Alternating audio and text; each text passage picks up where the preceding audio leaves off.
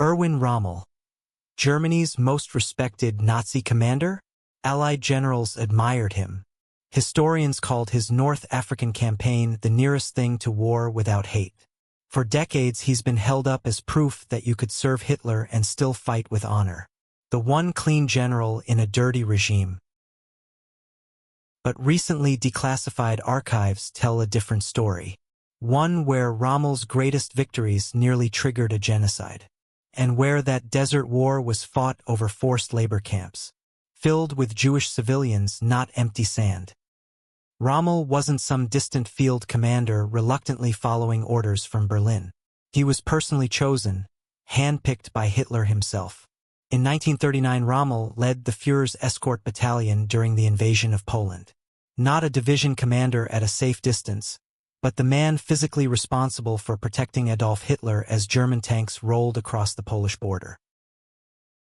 That invasion is now classified as a war of aggression under international law.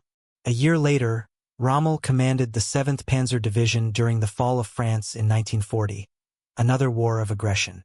His unit moved so fast it earned the nickname the Ghost Division, and Hitler loved every minute of it. Rommel was promoted, decorated and paraded before the cameras as a symbol of German military brilliance. The propaganda ministry put his face in newsreels and newspapers across the Reich. He wasn't being used against his will. He thrived in the spotlight. The relationship between the two men went beyond professional admiration. Hitler invited Rommel to private meetings and promoted him over more senior officers, skipping the usual chain of command entirely. Rommel, in turn, sent Hitler personal letters from the front, updates written not with the detachment of a subordinate filing reports, but with the warmth of a man cultivating his patron. So when Hitler needed someone to lead the Afrika Korps in February 1941, Rommel was the natural choice, not despite his loyalty to the regime, but because of it. He was Hitler's soldier, Hitler's showpiece, and Hitler's trusted instrument for projecting power into North Africa. That relationship, personal, political, and deeply entangled, matters for everything that comes next. Rommel himself later described North Africa as the nearest thing to war without hate. That single phrase became the bedrock of his legend. It painted a picture of two armies dueling honorably across empty sand. No civilians in the crossfire, no ideology poisoning the battlefield. Just soldiers doing their jobs. It's a powerful image. And it's a lie built on a mission. As Rommel's forces pushed across Libya and into Cyrenaica in early 1942, Italian colonial authorities moved to clean out the region's Jewish population. More than 2,600 Jews from Benghazi alone were rounded up and deported to the Giardo concentration camp, deep in the Libyan desert. Conditions at Giardo were catastrophic. Inmates received almost no food, no clean water, and no medical care. Families who had lived in Benghazi for generations, merchants, craftsmen, teachers, were packed into desert barracks surrounded by nothing but sand and wire. Typhus swept through the overcrowded camp within weeks, and the Italian authorities made no meaningful effort to contain it. People died on the ground where they slept, their bodies sometimes left for hours before removal. At least 526 people perished from starvation, disease, and sheer neglect. These weren't abstract numbers on a report filed somewhere in Rome. These were civilians, men, women, children, dying in a concentration camp located in the same theater at the same time under the same Axis command structure that Rommel operated within. The war without hate was being fought over a landscape of camps, and the man whose name became synonymous with desert honor never publicly acknowledged that the people dying behind his lines even existed. If you're finding this deep dive eye-opening, hit subscribe.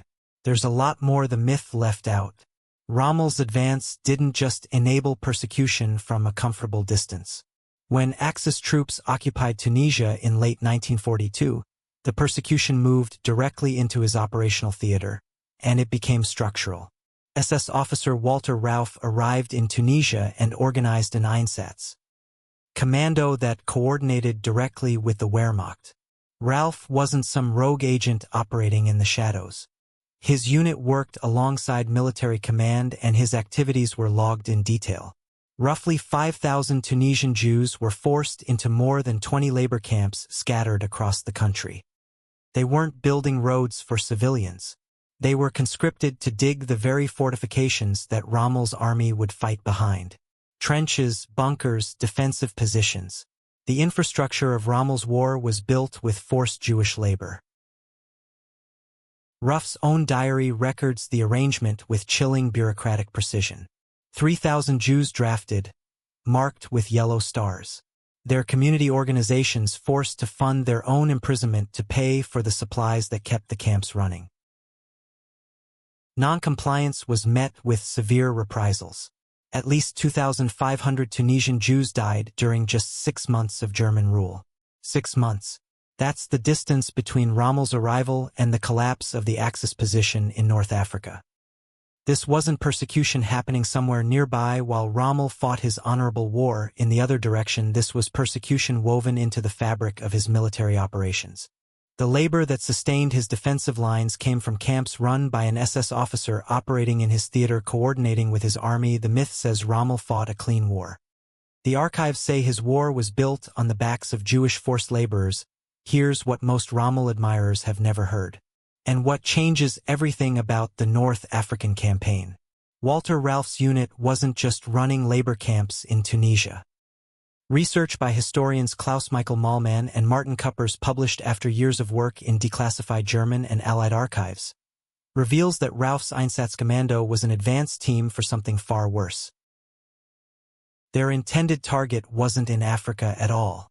It was Palestine. Had Rommel successfully breached the British defenses at El Alamein and captured Egypt, the path into the Middle East would have been completely open. And waiting to advance alongside the German army into Palestine was Ralph's specific unit, which was ready to systematically slaughter approximately 500,000 Jewish people residing in that territory. The method of operation was precisely the same as that which the Einsatzgruppen had already executed throughout Eastern Europe and the territory of the Soviet Union. Mobile extermination squads followed closely behind the army advancing at the front, eliminating Jewish populations from one settlement to another. The sole factor preventing this was Montgomery's decisive victory at El Alamein during October and November in the year 1942. Consider the implications of that fact. Every kilometer Rommel advanced further into Egypt brought Ralph's extermination squad 1 kilometer nearer to 500,000 individuals.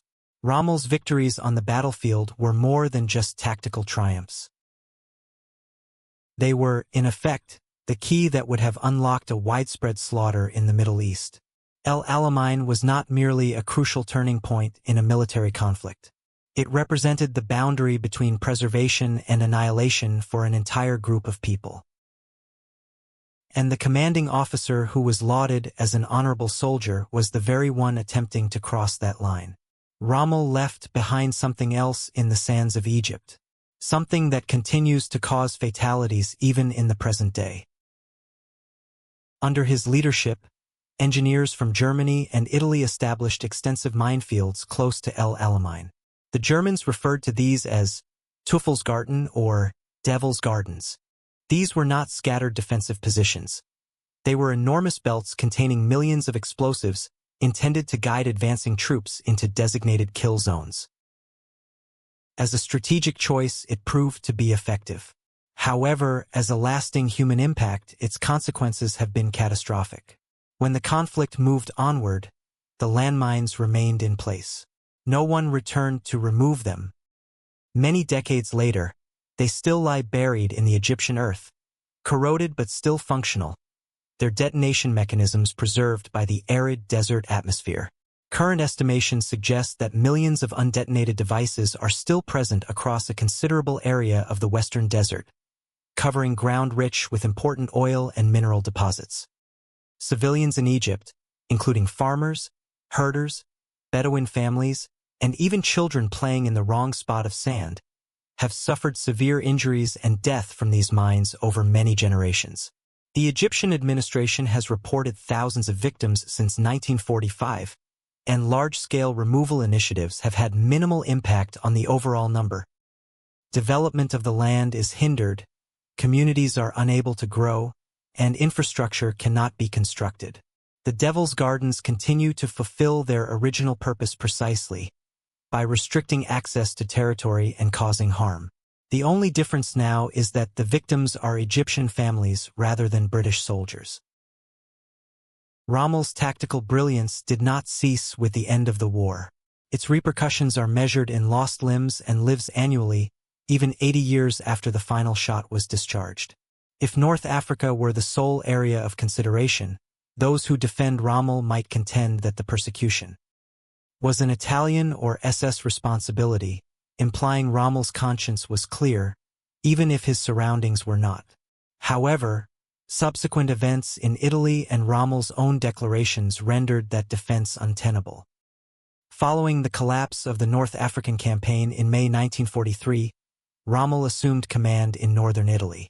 When Italy shifted its allegiance in September 1943, leaving the Axis powers and joining the Allies, Rommel issued what became known as the Gesindelsbefehl, the rabble order.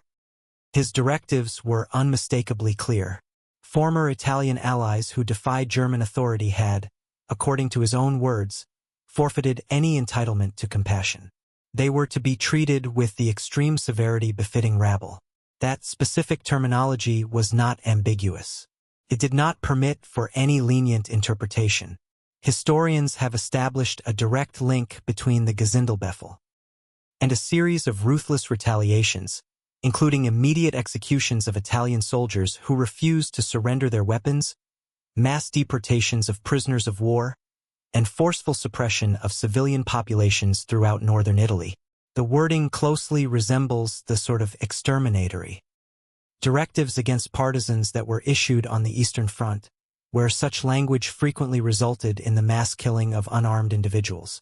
Under Rommel's authority in northern Italy, approximately 600,000 Italian soldiers were disarmed and sent to German labor facilities. These were individuals who, just days prior, had been fighting alongside the German army as allies. Now they were categorized as military internees, a classification intentionally chosen to deny them the protections afforded to prisoners of war under international law. Many perished during transport or within the camps, and a significant number never returned to their homes. This was not an administrative error or a subordinate acting without authorization. It was Rommel's command, issued in his name and carrying his full authority. The pattern was not confined to a specific theater. It was consistent. In Africa, persecution occurred concurrently with his command. In Italy, it was implemented under his direct orders. While the location changed, his readiness to permit atrocity remained constant. This particular aspect presents the most compelling argument against Rommel, and it stems from the very evidence his proponents frequently cite. The United States Holocaust Memorial Museum acknowledges that Rommel declined certain orders that were overtly criminal. He refused to execute captured black prisoners of war who belonged to Free French colonial units. He declined to implement the Commando Order, which mandated the execution of captured Allied commandos. These refusals are genuine, documented, and carry significant weight. They demonstrate that Rommel grasped the moral distinction between legitimate combat and war crimes. He was capable of perceiving it clearly enough to refuse when it suited his interests. However, it is precisely his other decisions that are so damning. He issued the Gesindelsbefehl with complete awareness of the actions such language would legitimize. He operated in close proximity to Rauf's genocidal SS activities in North Africa without lodging any documented protest. He maintained the personal connection with Hitler that enabled all of these events. The promotions, the favorable publicity, and the command authority that placed him at the core of military operations where atrocities were an inherent part of the system. The few directives he rejected do not absolve him. They serve as proof that he possessed the ability to resist and deliberately chose when to exercise it. He established moral boundaries, but only in situations where doing so would not incur any personal cost. On October 14, 1944, Rommel was compelled to ingest cyanide after being implicated in the July 20 plot to assassinate Hitler. The government arranged a state funeral for him and informed the public that he passed away from his injuries. His demise should have concluded the narrative, but the enduring myth was too beneficial to disappear with him. In the years following the war, former Wehrmacht generals required a heroic figure, someone whose reputation could help restore the German military's standing with the Western Allies. Rommel was the ideal candidate. He was deceased, unable to contest any claims, and already well known. His name appeared in the Himmerod Memorandum, a confidential document prepared by former German officers in 1950 that advocated for the rearmament of West Germany and the early release of individuals convicted of war crimes.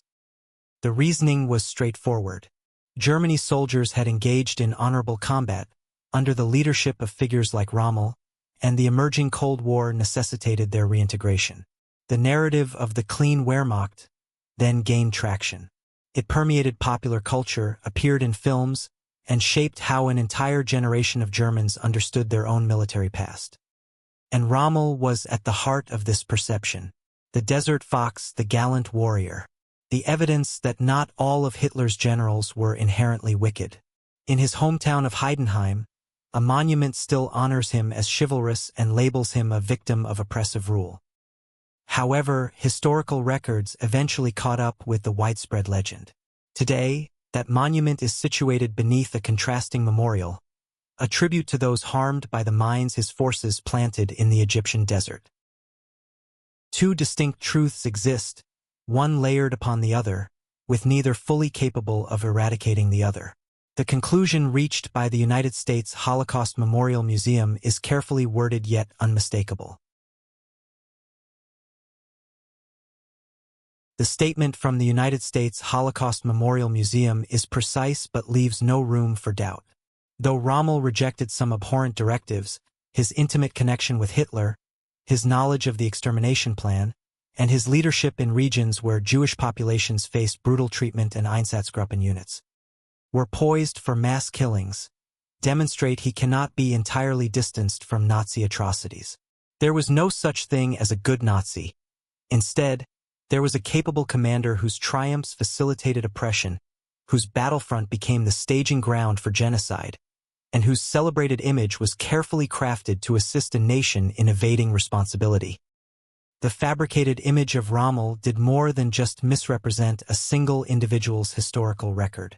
It postponed a whole nation's confrontation with the actual deeds of its military forces. Year after year, the unblemished account of the Wehrmacht persisted. The demand for accountability diminished. Legal proceedings faltered. Those who committed crimes were gradually reabsorbed into society. The historical record became less severe. The real issue was never whether Rommel himself authorized the transport of victims. The crucial point is what his military actions enabled and what the fabricated narrative surrounding him allowed a whole population to overlook. Over 500,000 individuals in Palestine lived because Montgomery defeated him at El Alamein, not due to any honor on Rommel's part. This disparity highlights the gap between his mythical status and reality, a gap the historical documents have now finally bridged. We appreciate you watching History of the World.